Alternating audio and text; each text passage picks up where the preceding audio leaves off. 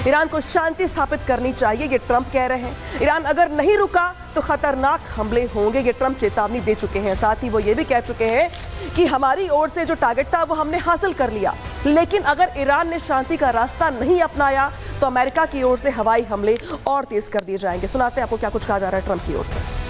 Iran, the bully of the Middle East. Middle east को धमकाने वाले ईरान को अब शांति स्थापित करनी चाहिए। अगर वो ऐसा नहीं करते हैं तो भविष्य में हमले इससे भी ज्यादा खतरनाक होंगे। 40 सालों में ईरान इजराइल को मौत और अमेरिका को मौत कहता आ रहा है। वो हमारे लोगों को मार रहे हैं, उनके हाथ उड़ा रहे हैं, सड़क किनारे बमों से उनके पैर उड़ा रहे हैं। उनके जनरल कासिम सुलेमानी ने बहुत से लोगों को मार डाला। मैंने बहुत पहले ही तय कर लिया था कि मैं ऐसा नहीं होने दूंगा, ये जारी नहीं रहेगा।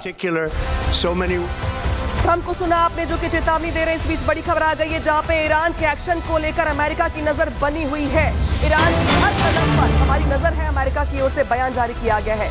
अमेरिका की होमलैंड सिक्योरिटी ने बयान जारी किया है और ये कहा है कि ईरान चूंकि अब पलटवार कर सकता है, इस बात की आशंका है अमेरिका को भी, लिहाजा उनकी ओर से कहा जा रहा है कि ईरान के हर कदम पर हमारी नजर है। ये अमेरिका की ओर से बयान जारी किया गया है और ये कहा गया कि चूंकि अब ईरान कह चुका है कि अब हम असीमित जवाबी कार्रवाई करने के लिए आजाद हैं, तो अब ईरान क्या कुछ कर सकता है, इसको लेकर आशंका के तहत अमेरिका की ओर से पहले ही यहाँ पे अलर्ट मोड पर रखा गया है। तब आपके मन में सवाल खड़े हो रहे होंगे कि जिस तरीके से अमेरिका ने हमला किया ईरान के भीतर घुस करके, आखिर वो हमला कैसे हुआ, तो जरा जान लीजिए कि ये हमला कैसे किया गया। अमेरिका के 6 बम वर्षक विमान ईरान में घुस गए। अमेरिकी B-2 बॉम्बर ने कहर पर पाया जम के वहां पे। अकेले फोर्दो पर 30 टन बम यहां पर गिराए गए। फोर्दो पर बमों का पूरा पेलोड गिरा दिया गया, जिसका जिक्र ट्रंप भी कर चुके हैं। नतांज और इस्फहान में टॉमहॉक मिसाइलें दागी गई। B-2 बॉम्बर का मतलब एटमी सर्वनाश है और उनकी उड़ान की रेंज करीब 11,000 किलोमीटर है। B-2 बॉम्बर की वॉरहेड क्षमता 18 टन है। दुश्मन की नजर में आए बिना हमला करने में ये सक्षम है। किसी रडार की पकड़ में भी नहीं आता है ये, लिहाजा इसकी जो अगर बात की जाए इसको ट्रेस करना बहुत मुश्किल है। और अमेरिका के पास आज की तारीख में 20 B-2 बॉम्बर है, जिसका इस्तेमाल आज भी अमेरिका की ओर से किया गया। देखिए किस तरीके से यहाँ पे अमेरिका की ओर से रणनीति बनाते हुए जिस तरीके से हमला किया गया, उस हमले को लेकर जो महत्वपूर्ण बातें हैं वो ये है कि B-2 बॉम्बर का इस्तेमाल किया गया और B-2 बॉम्बर के जरिए ही यहाँ पर फोर्दो की बात करें, नतांज की बात करें या इस्फहान की बात करें, तो यहाँ पे इनका इस्तेमाल करते हुए एक के बाद एक यहाँ पर हमले किए गए। हालांकि अब यहाँ पर सवाल खड़े होते हैं कि क्या ट्रंप ने वॉर छेड़ दी है। ऐसा इसलिए क्योंकि जिस तरीके से यहाँ पे टॉमहॉक बरसा, नतांज, इस्फहान खाक हो गया, ये दावा अमेरिका की ओर से भी किया जा रहा है। तो अटैक कैसे हुआ जरा ये जान लीजिए। नतांज और इस्फहान पर मिसाइल अटैक किया गया, मिसाइलों से यहाँ पे हमला किया गया और दावा है कि अमेरिकी पनडुब्बियों से ये मिसाइलें दागी गई हैं। टॉमहॉक जो कि अपने आप में एक बड़ा फाइटर जेट है, उसने मिसाइल की लंबी दूरी को घातक मिसाइल से माना जाता है। ये हमला करने में सक्षम होता है। इस क्रूज मिसाइल का इस्तेमाल अमेरिकी नौसेना करती है, जिसका इस्तेमाल आज किया गया ईरान के खिलाफ। टॉमहॉक को जहाजों या पनडुब्बियों से लॉन्च करते हैं, जो जानकारी निकल के सामने आ रही है। टॉमहॉक की मारक क्षमता 2400 किलोमीटर है, यानी कि डिस्टेंस काफी ज्यादा हो तभी ये मारने में सक्षम होती है। इसकी स्पीड 885 किलोमीटर प्रति घंटे की होती है। जरा सोचिए कि रफ्तार कितनी ज्यादा इसकी होती है।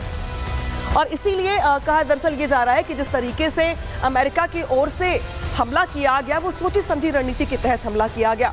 हालांकि अमेरिका ने इस बीच चकमा दिया बहुत ज्यादा, क्योंकि 2 हफ्ते का समय पहले मांगा गया था, लेकिन बिना इंतजार किए हमले कर दिए गए। अब जरा तस्वीर दिखाते हैं आपको। फोर्दो पे हमले के बाद की तस्वीरें हैं, ये बताने के लिए काफी कि किस तरीके से भयानक हमला अमेरिका की ओर से B-2 बॉम्बर के जरिए किया गया। और ये देखिए यहाँ पे जो ये देखिए इस्फहान की तस्वीर दिखा रहे हैं आपको हम, जहाँ पे अमेरिकी मिसाइल हमले का वीडियो सामने आ गया है। पहले टारगेट सेट किया गया, इसके बाद यहाँ पे जोरदार हमला किया गया। तो फोर्दो, नतांज और इस्फहान ये 3 न्यूक्लियर साइट्स ईरान की, जहां पर इसको टारगेट करते हुए अमेरिका की ओर से ये तगड़े हमले किए गए, जो तस्वीरें निकल के सामने आ गई हैं।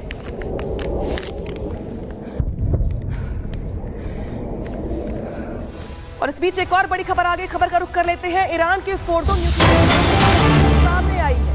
अमेरिकी हमले के बाद की तस्वीरें सामने आई हैं। तस्वीरों में दिख रहा है बम एंट्री पॉइंट और नुकसान। तो जो तस्वीरें अब जारी की गई हैं, जो सामने आई हैं, उसमें बम की एंट्री पॉइंट और जो उसके बाद नुकसान हुआ है उसकी तस्वीरें निकल के सामने आई हैं। हालांकि ईरान की ओर से दावा ये किया जा रहा है कि जो अटैक अमेरिका की ओर से किया गया उससे उनको नुकसान नहीं पहुंचा है, लेकिन अमेरिका की ओर से दावा ये किया जा रहा है कि जो अब तक नहीं हो पाया या जो कोई नहीं कर पाता वो हमने करके दिखाया है।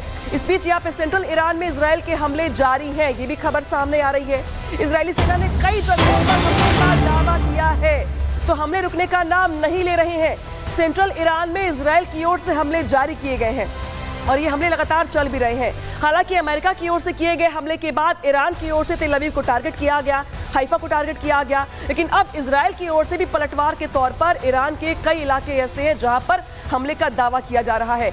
तो वार पलटवार दोनों ओर से ही चल रहा है और आज अमेरिका ने अपनी ओर से अटैक करके युद्ध को ऐसे मुहाने पर पहुंचा दिया है जहां पर कई देश ऐसे हैं जो आमने सामने खड़े हैं। कई देशों ने अमेरिका के इस अटैक की निंदा की है, तो कई देश ऐसे भी हैं जो ये कहते हैं कि सर्वाइवल की लड़ाई इजराइल के लिए है, लिहाजा ये उनके लिए जरूरी था।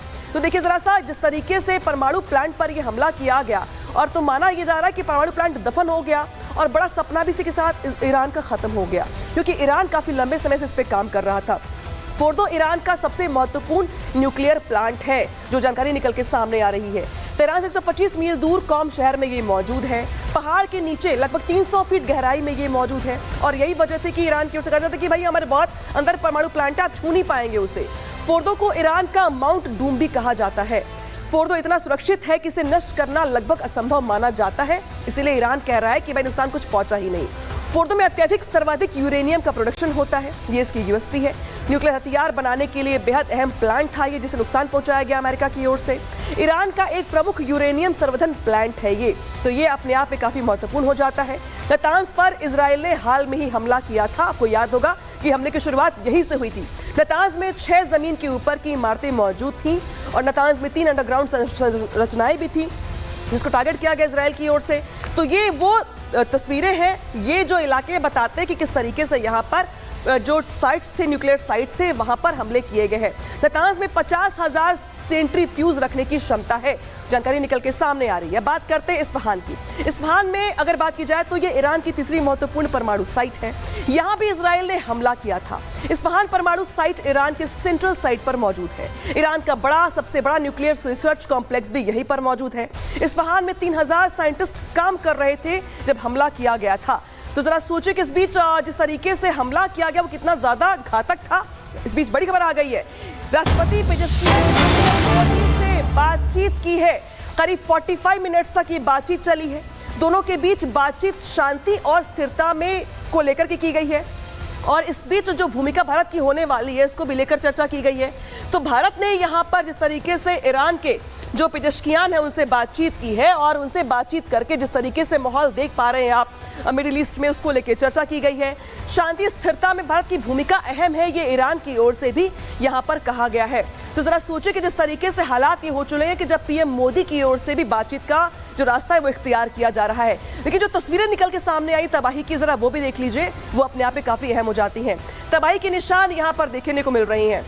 ईरान में तबाही मचाई गई है ईरान की ओर से, लेकिन इजराइल कुछ और कह रहा है। अमेरिका कह रहा है कि ईरान में तबाही मचाई, लेकिन ईरान कह रहा है कि नुकसान सबसे कम हुआ है हमें। अब अमेरिका क्या कह रहा है? अमेरिका कह रहा है कि तीनों ठिकाने जो थे परमाणु के वो हमने तबाह कर दिए हैं, लेकिन ईरान कह रहा है कि ठिकानों को पहले से ही खाली कर दिया गया था, लिहाजा नुकसान नहीं हुआ है। अमेरिका क्या कह रहा है? अमेरिका कह रहा है कि न्यूक्लियर पावर नहीं बनने देंगे। ईरान कह रहा है जो खतरा रेडिएशन का भापा जा रहा था वो है ही नहीं। अमेरिका क्या कह रहा है? धमाके से पूरे ईरान को हमने दहला दिया है। ईरान कह रहा है धमाके से कोई नुकसान हुआ ही नहीं। तो जो दावे हैं अपनी अपनी ओर से वो यहाँ पर किए जा रहे हैं और यही वजह है कि जो दावे हैं इस बीच बातचीत का जो रास्ता है वो भी खुला हुआ है। ईरान के समर्थन में खुलकर यहाँ पर उतरा है रूस, जो बड़ा बयान जारी किया गया है। न्यूक्लियर सेंटर्स पर हमले की रूस की ओर से कड़ी निंदा की गई है। रूस के विदेश मंत्रालय ने बयान जारी किया है और उनकी ओर से अमेरिका की ओर से किए गए इस हमले की निंदा की गई है। तो देखिए रूस लगातार, हालांकि इसके पहले भी रूस का सपोर्ट था ईरान को, लेकिन जिस तरीके से अमेरिका ने आज हमला किया तो रूस भी अब खुल करके सामने आ गया है।